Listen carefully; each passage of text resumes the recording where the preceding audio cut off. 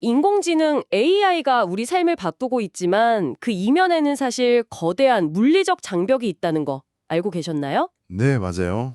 AI를 움직이는 데이터 센터가 말 그대로 전기를 먹는 하마가 돼서 어떤 곳에서는 나라 전체보다 더 많은 전력을 쓰고 있거든요. 정말 심각한 문제죠? 땅도 물도 전기도 점점 부족해지는 이 상황에서 일론 머스크는 어디를 봤을까요? 바로 하늘, 우주입니다. 그렇죠. 오늘 저희는 약간 공상과학 소설 같지만 너무나 현실적인 계획, 데이터 센터를 통째로 우주로 옮기려는 스페이스X의 이 담대한 구상을 깊게 한번 들여다보겠습니다. 안녕하세요. 이 계획의 핵심은요. 단순히 우주로 쏘아 올린다. 이게 아니거든요. 아, 그게 다가 아닌가요? 네.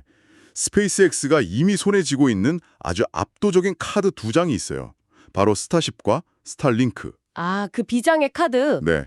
이 두 개를 어떻게 엮어서 정말 누구도 따라올 수 없는 비즈니스 모델을 만들고 있는지 그 전략의 속살을 파헤쳐보는 시간이 될 겁니다. 지구의 한계를 우주에서 돌파하려는 거죠. 좋습니다. 그럼 그 비장의 카드 첫 번째 에이스부터 바로 한번 열어보죠. 바로 스타쉽이잖아요. 네, 스타쉽이죠. 저도 가끔 뉴스에서 거대한 로켓이 발사되는 모습은 봤는데 솔직히 그냥 엄청나게 큰 로켓, 그 이상도 이하라고 생각했거든요. 이게 어떻게 AI 시대의 구원투수가 될 수 있다는 건가요? 그 크기 자체가 곧 전략이 되는 경우라고 보시면 돼요. 크기 자체가 전략이다. 네, 스타쉽의 핵심은 바로 그 압도적인 운반 능력에 있거든요. 지구 적에도 저희가 보통 LEO라고 부르는 곳까지 한 번에 100톤이 넘는 무게를 실어 나를 수 있습니다. 와, 100톤이요? 잠시만요. 100톤이면 감이 잘 안 오는데 기존 로켓이랑 비교하면 어느 정도인가요? 제 승용차가 한 2톤이 안 되니까 자동차 50대를 한 번에 우주로 쏘아 올리는 거네요. 네, 맞아요. 그렇게 생각하시면 좀 쉽겠네요. 근데 중요한 건 왜 이렇게까지 무겁게 보낼 수 있어야 하냐? 바로 이 점이에요. 그러게요. 왜죠? 일반 인공위성이랑 AI 데이터 센터는요, 차원이 다른 물건입니다. 서버렉은 기본이고요. 이걸 돌릴 전력 시스템, 그리고 가장 골치 아픈 열을 식혀줄 거대한 냉각 시스템까지 한 세트로 올라가야 하거든요. 아, 그냥 서버만 덜렁 보내는 게 아니군요. 그렇죠. 모듈 하나하나가 거의 작은 건물만 하다고 보시면 돼요. 즉, 스타쉽이 없으면 우주 데이터 센터라는 개념 자체가 성립이 안 되는 겁니다. 아, 그러니까 스타쉽의 존재가 이 모든 계획의 그냥 전제 조건이군요. 일단 실어보낼 수 있다는 그 능력이 모든 것의 시작점이네요. 바로 그겁니다. 알겠습니다. 그런데 아무리 많이 실을 수 있어도 우주로 보내는 비용이 정말 천문학적이잖아요. 이게 경제적으로 말이 되는 이야기인가요? 바로 그게 스타쉽의 두 번째 무서움이죠. 혁신적인 비용 효율성. 비용이요? 네. 일론 머스크의 목표는 로켓 전체를 완벽하게 재사용해서요. 발사 비용을 킬로그램당 100달러 밑으로 떨어뜨리는 겁니다. 잠시만요. 킬로그램당 100달러요? 솔직히 좀 믿기 어려운 숫자인데요. 지금은 수천 달러는 우습잖아요. 맞습니다. 아직 스타쉽은 시험 발사 단계고 완전 재사용도 성공하지 못했는데 이건 좀 너무 희망사항에 가까운 거 아닌가요? 아주 날카로운 지적이세요. 물론 아직은 목표치죠. 그렇죠. 하지만 여러 분석가들이 이 비용이 킬로그램당 200달러 아래로만 내려와도 2030년대 중반이면 지상의 데이터 센터를 새로 짓는 것과 비용 경쟁이 가능해진다고 보고 있어요. 와, 킬로그램당 200달러만 돼도요? 네, 이건 단순히 저렴해진다는 차원을 넘어서는 이야기입니다. 지금까지는 비용 때문에 상상조차 못했던 우주 인프라 구축 사업의 진입장벽이 그냥 사라져버리는 거예요. 와, 잠깐만요. 그럼 앞으로는 기업들이 데이터 센터를 어디에 지을까 이걸 고민할 때 캘리포니아냐 버지니아냐가 아니라 지상이냐 우주냐를 선택지에 놓고 저울질을 하는 시대가 온다는 말씀이시네요. 맞습니다. 바로 그거죠. 이건 정말 스케일이 다른 이야기인데요. 바로 그 관점의 전환이 핵심이고 여기서 스타쉽의 세 번째 특징인 궤도 확장성이라는 개념이 나옵니다. 궤도 확장성이요? 네, 머스크가 이런 말을 한 적이 있어요. 4년 안에 컴퓨팅 파워를 가장 빨리 늘리는 방법은 우주에 두는 것이다. 지상에서는 부지를 찾고 인허가를 받고 전력망을 까는데 몇 년이 그냥 훌쩍 가잖아요. 맞아요. 그 절차가 엄청 복잡하죠. 하지만 우주에서는요. 그냥 이미 만들어둔 데이터 센터 모듈을 스타쉽에 실어서 몇 달 간격으로 계속 쏘아 올리기만 하면 됩니다. 아, AI 기술 발전 속도를 지상의 건설 속도가 도저히 못 따라가는 이 문제를 우주로 로켓을 쏘는 속도로 해결하겠다는 거군요. 정말 대담한 발상이네요. 그렇죠. 알겠습니다. 스타쉽이라는 첫 번째 에이스는 이제 좀 이해가 됐어요. 그런데 막상 궤도에 올려놔도 그게 지상이랑 연결이 안 되면 그냥 비싼 고철 덩어리 아닌가요? 통신 문제는 어떻게 해결하죠? 정확합니다. 하드웨어를 올려놓는 것만큼이나 어쩌면 그보다 더 중요한 게 바로 연결이죠. 여기서 두 번째 에이스, 스타링크가 등판하는 겁니다. 아, 스타링크 위성 인터넷 서비스요? 네, 이미 우주에 촘촘하게 깔려 있는 스페이스X의 거대한 통신망이죠. 그 수많은 위성들이 이미 우주에 떠 있잖아요. 네, 스타링크의 핵심 기술 중 하나가 위성끼리 레이저로 통신하는 기술이에요. 레이저요. 네, 지상기지국을 거칠 필요 없이 우주 공간에서 위성들이 직접 데이터를 주고받는 말 그대로 우주에 깔린 광섬유 네트워크라고 생각하시면 됩니다. 이미 테라비트급 데이터 고속도로가 구축되어 있는 셈이죠. 그렇군요. 그럼 스페이스 X는 그냥 새로 데이터 센터를 쏘아 올리고 이미 깔려있는 이 고속도로에 플러그만 딱 꽂으면 되는 거네요. 바로 그겁니다. 이게 경쟁사들과 출발선 자체를 다르게 만드는 지점이에요. 아, 만약 다른 회사가 우주 데이터 센터를 띄운다고 생각해 보세요. 통신을 위해서 자체 위성망을 처음부터 다 깔거나 아니면 지상기지국에 의존해야 해요. 엄청난 비용과 시간이 들겠죠. 그렇죠. 배보다 배꼽이 더 크겠네요. 하지만 스페이스X는 이미 자신들의 데이터 센터를 위한 완벽한 통신 인프라를 그것도 세계 최고 수준으로 보유하고 있는 겁니다. 정말 치밀하네요. 그런데 제가 듣기로는 단순히 연결만 해주는 게 아니라 스타링크 위성 자체가 앞으로는 더 큰 역할을 하게 된다는 이야기도 있더라고요. 네. 그게 이 계획의 다음 단계이자 어쩌면 더 무서운 점입니다. 뭔가요? 앞으로 발사될 3세대 스타링크 위성, 스타링크 V3라고 하는데요. 여기에는 GPU 같은 AI 연산 장치를 직접 탑재할 계획이거든요. 네, 위성의 GPU를요. 네. 이게 현실이 되면 위성 하나하나가 단순한 통신 중계기가 아니라 궤도 전체에 흩어져 있는 분산형 AI 클러스터의 작은 컴퓨터, 즉 노드가 되는 겁니다. 위성 하나하나가 AI 컴퓨터가 된다고요? 그럼 중앙 데이터 센터 없이 전 세계를 덮고 있는 그 위성 네트워크 전체가 하나의 거대한 AI 두뇌처럼 작동할 수도 있겠네요? 그렇습니다. 데이터를 굳이 지상까지 힘들게 내려보낼 필요가 없어지는 거죠.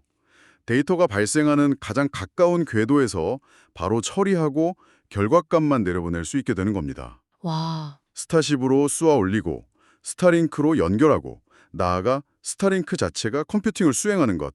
이 두 에이스가 만들어내는 궁극적인 시너지라고 할 수 있습니다. 스타쉽이 운송의 혁신, 스타링크가 연결의 혁신이라고만 생각했는데 이 두 개가 합쳐지니까 완전히 새로운 차원의 인프라가 탄생하는군요. 그림이 아주 명확해졌어요. 네, 그렇다면 이 모든 걸 종합했을 때 왜 이렇게까지 우주여야만 하는 걸까요? 지상에서도 어떻게든 해결해 볼 수 있는 거 아닌가요? 뭔가 더 근본적인 이유가 있을 것 같아요. 그 질문의 답은 역설적이게도 지구에 있습니다. 지구예요. 네, AI 시대가 마주한 거대한 물리적 한계, 바로 전력과 냉각 문제 때문이죠. 맞아요. 저도 제 게이밍 PC로 게임 하나만 돌려도 방안이 후끈해지는데 저런 거대한 데이터 센터는 정말 상상도 안 가네요. 그렇죠. 전력도 엄청나게 필요하고 또 그 열을 식히는 것도 보통 일이 아니라고 들었어요. 정확해요. 어떤 지상 데이터 센터는 그 지역의 전력망을 마비시킬 정도로 전기를 소모하고 냉각을 위해서 엄청난 양의 물을 쓰기도 합니다. 환경 문제도 있고요. 그런데 우주로 가면 이 두 가지 문제가 오히려 최대의 장점으로 바뀝니다. 골칫거리가 장점이 된다고요? 네, 우선 전력은 24시간 내내 빛나는 태양이 있잖아요. 거대한 태양광 패러를 펼치면 사실상 무한한 청정 에너지를 얻을 수 있죠. 밤이나 날씨 걱정도 전혀 없고요. 아, 땅값 걱정, 환경 규제 걱정 없이 24시간 돌아가는 거대한 태양광 발전소가 데이터 센터에 딱 붙어 있는 셈이네요. 맞습니다. 그리고 더 중요한 게 냉각인데요. 냉각은요? 우주가 춥긴 하지만 진공이라서 열이 잘 안 빠져나갈 것 같은데요? 보온병처럼요? 굉장히 예리한 지적이세요. 공기나 물 같은 매질이 없으니까요. 그래서 복사 냉각이라는 방식을 씁니다. 복사 냉각이요? 네, 뜨거운 물체가 적외선을 내뿜어서 스스로 식는 것처럼 서버에서 나오는 그 뜨거운 열을 거대한 방열판, 라디에이터를 통해서 우주 공간으로 그냥 방출해버리는 거예요. 아, 그냥 우주로 버리는 거군요. 네, 주변에 데울 공기나 물이 없으니까 거의 절대 영도에 가까운 우주를 향해 열을 버리는 게 지상보다 훨씬 효율적입니다. 그리고 이렇게 효율적인 냉각은 서버 성능을 높이고 전력 소모도 줄여주고요. 와, 지구에서는 정말 골칫거리였던 문제가 우주에서는 가장 강력한 무기가 되는군요. 정말 발상의 전환이네요. 그렇죠. 그런데 이 계획이 단순히 스페이스X만을 위한 그림은 아닐 것 같아요. 일론 머스크의 다른 회사들? 예를 들면 xAI나 테슬라와도 연결되는 더 큰 그림이 있을 것 같은데요. 물론이죠. 바로 그 지점을 봐야 이 전략의 완전한 그림이 보입니다. 이건 스페이스X의 발사, 즉 스타쉽과 통신, 스타링크 사업을 머스크의 다른 핵심 사업들과 연결하는 수직 통합 전략의 활용점정이라고 할 수 있어요. 수직 통합 전략의 정점이다. 먼저 xAI는 어떻게 연결되나요? 그 챗 GPT 같은 거대 언어 모델을 만드는 회사잖아요. 맞습니다. 그런 거대 모델을 훈련시키려면요, GPU 수십만 개를 동시에 몇 달씩 돌려야 하는데 지상에서는 전력 공급과 부지 확보가 점점 어려워지고 있죠. 그렇죠. 궤도 데이터 센터는 바로 이 xAI에게 지상의 제약 없이 거의 무한한 컴퓨팅 자원을 공급해주는 심장 역할을 하게 될 겁니다. 자기 AI를 훈련시킬 가장 강력한 엔진을 우주에 직접 만드는 셈이죠. 그렇군요. 그럼 테슬라는요? 도로 위를 달리는 자동차랑 우주 데이터 센터는 언뜻 잘 연결이 안 되는데요? 전 세계를 달리는 수백만 대의 테슬라 자동차가 매 순간 쏟아내는 그 주행 데이터를 한번 생각해 보세요. 아, 그 데이터 양이 어마어마하겠네요. 상상을 초월하죠. 이걸 실시간으로 처리해서 자율주행 모델을 개선해야 하는데 만약 이 데이터 처리를 스타링크 망을 통해 우주 데이터 센터에서 초저지연으로 할 수 있다면 어떻게 될까요? 지상 네트워크의 부담이 획기적으로 줄어들고 전 세계 어디서든 거의 실시간에 가까운 데이터 처리가 가능해지겠네요. 바로 그겁니다. 와, 듣고 보니 퍼즐 조각이 딱딱 맞아 들어가는 느낌이에요. 로켓, 즉 스타쉽이 있고 통신망인 스타링크가 있고 그리고 그 인프라를 가장 필요로 할 핵심 고객인 xAI와 테슬라까지 모두 한 사람의 생태계 안에 있다는 거잖아요. 네, 이건 정말 무서운 전략이죠. 궁극적으로 뭘 하라는 걸까요? 궁극적으로는 로켓을 쏘고 인터넷을 파는 회사를 넘어서 지구, 궤도를 잇는 데이터의 생성, 전송, 처리 인프라 전체를 장악하려는 겁니다. 인프라 전체를요? 네, 미래 AI 데이터 경제의 독점적인 플레이어가 되겠다는 아주 장기적인 그림이죠. 비전은 정말 엄청난데 듣다 보니 너무 완벽하게만 들려서 오히려 좀 불안해지는데요. 이렇게 장밋빛 미래로 가는 길에 넘어야 할 산은 없나요? 현실적인 기술적 난관 같은 것들이요? 당연히 있습니다. 이런 거대한 계획일수록 현실의 벽은 또 높죠. 가장 대표적인 게 바로 우주 방사선 문제입니다. 아, 방사선이요? 우주 영화 보면 우주인들이 위험에 노출되던데 기계한테도 치명적인가요? 매우 치명적입니다. 지구는 자기장이라는 아주 훌륭한 보호막이 있지만 우주는 고에너지 입자들이 그대로 날아다니거든요. 이 입자가 반도체 칩을 때리면 데이터에 오류가 생기거나 아예 칩이 망가져 버릴 수 있습니다. 지금 저희가 쓰는 일반 컴퓨터 칩은 우주에서 며칠도 못 버틸 거예요. 며칠도 못 버틴다고요? 그럼 어떻게 해결하죠? 나부로 두껍게 감쌀 수도 없을 텐데요. 방사선 경화 처리, 영어로는 레드하드라고 부르는 특수 설계된 반도체와 시스템이 필요합니다. 레드하드요? 네, 방사선을 맞아도 오류를 스스로 고치거나 처음부터 아주 튼튼하게 만드는 기술이죠. 하지만 이 기술은 엄청나게 비싸고 보통 최신 고성능 칩보다 성능이 몇 세대나 뒤처져 있어요. 아, 성능이 떨어지는군요. 네. 그래서 AI 연산에 필요한 초고 성능을 유지하면서도 방사선을 견뎌내는 그러면서도 비용 효율적인 기술을 확보하는 게 가장 큰 숙제 중 하나입니다. 성능과 안정성 그리고 비용까지 세 마리 토끼를 다 잡아야 하는 거네요. 맞습니다. 아까 장점이라고 했던 냉각 문제도 어려운 점이 또 있을 것 같아요. 네.